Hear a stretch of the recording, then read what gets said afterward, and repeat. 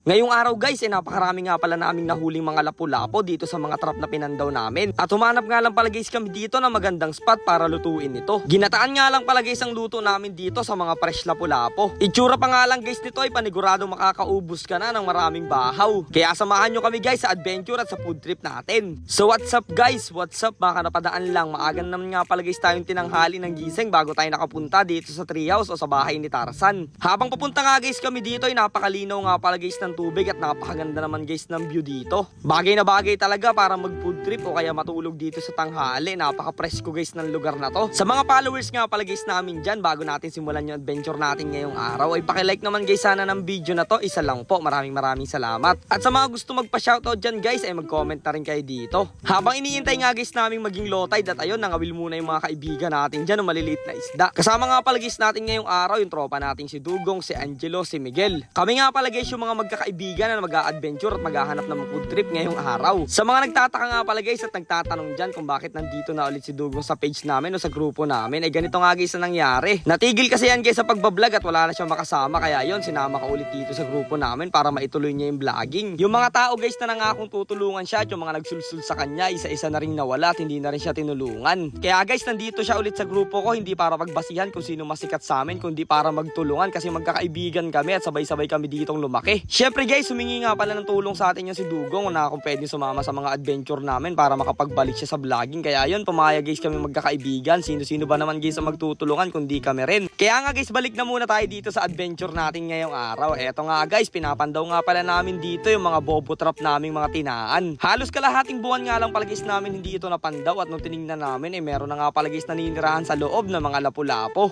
Medyo wrong timing nga lang guys yung pagpandaw namin ngayong araw dahil kung mapapansin nyo ay malakas yung agos, pero okay na rin naman guys at nakakasurvive naman tayo doon sa agos. Medyo nahihirapan nga guys yung tropa natin si Angelo dito sa pagtutulak nitong bangka, habang kami naman guys Dugong at nina Miguel ay nahanap naman namin dyan yung mga iba pang trap na nasa ilalim. Maya-maya nga lang guys ay nandito na nga pala kami sa may gilid at dito nga pala guys nakatabi yung isang mga malaking kahoy na nilagay namin dito guys. Sana nga guys meron na dito mga nanirahan ng mga lapu-lapu. Pinagtulungan na nga lang pala guys namin itabi yan doon sa may putik dahil hindi talaga namin kayang iangat kasi malaki talaga guys. At maya-maya lang guys nung tinaktak na namin dito sa show kung ano ba yung nasa loob ay talagang nagulat kami. Nakahuli nga pala guys ito, may tumira ditong 3 puol guys o 2 lapu-lapo. Kaya nga guys dali-dali namin kinuha yan at nilagay dito sa lagayan namin. Tapos ayun, naalala lang guys namin ng mga bata pa kami yung ginagawa naming madalas dito sa lugar na to. Dito kasi guys sa lugar na to ay napakadulas at napakalambot ng putik. Kaya kung makikita nyo guys, sobrang sarap talagang maglaro dito at magpadulas.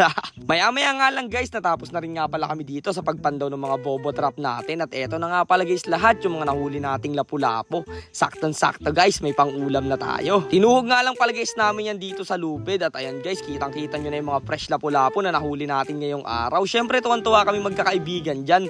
At nagpapasalamat din kay Lord dahil binigyan niya kami ng blessing ngayong araw. Hindi tayo guys nasayang ang pagod. Pagkasakay nga guys namin dito sa bangka naming si Nimoy, naghanap nga lang pala guys kami dito ng spot kung saan pwedeng kumanlong at pwedeng magluto nitong mga nahuli natin.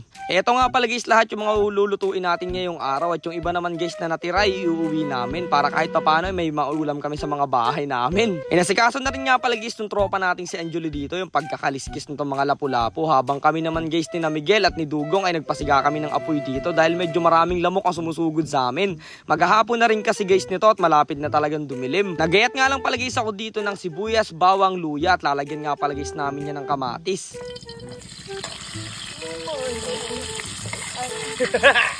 Rico, init. Ihintayin nga lang guys nating mag-isa o lumabas yung mga aroma nitong mga rekado nating nilagay. Tapos ayun, isusunod na guys natin dito itong napakasarap na ginawa nating gata ng nyog.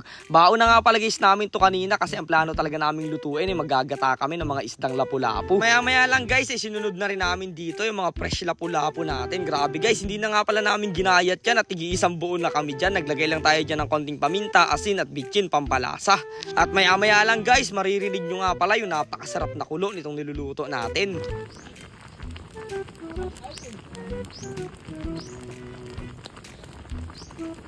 Iintay na nga lang pala guys natin to ng ilang minuto hanggang sa tuluyan na siyang maiga. Maganda kasi guys dito na medyo kunti na lang yung sabaw para talagang creamy yung pagkakaluto natin. At nung okay na nga guys, isasali na natin yan dito sa napakaganda nating lagayan. Grabe guys, sobrang solid guys at napakasarap ng pang-ulam natin ngayong araw, ginataang lapu-lapo. Kaya nagdasal muna kami kay Lord dyan bago kumain at nagpasalamat sa blessing. Guys, tara! Hindi na tatanghalian! Hapunan! Tara guys, kain tayo. Kain tayo. Dogs, kaya kuha ni. Kuha. Erdi na oh. Ayun oh. Ayun guys, oh, pure laman oh. Kuha, ang init. Oh. Kusniti. Kamayan na to guys. Uy. Aray ba? Tatakam na si July. Tinagatulo nila eh. Yun. Up guys! Gulin! Abang naman. Guys, oh. Ang sarap. Init. Tanong laman oh. Grabe yung laman oh. Oh, naman oh. Oh. Uy!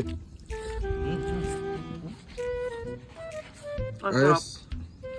Grabe guys, nakakapagod yung naging adventure natin ngayong araw pero sulit naman yung pagkain natin dito. Kaya maraming salamat sa mga palagi nanonood sa mga food trip at adventure namin. Kita-kits na lang tayo bukas at sa mga susunod pang adventure.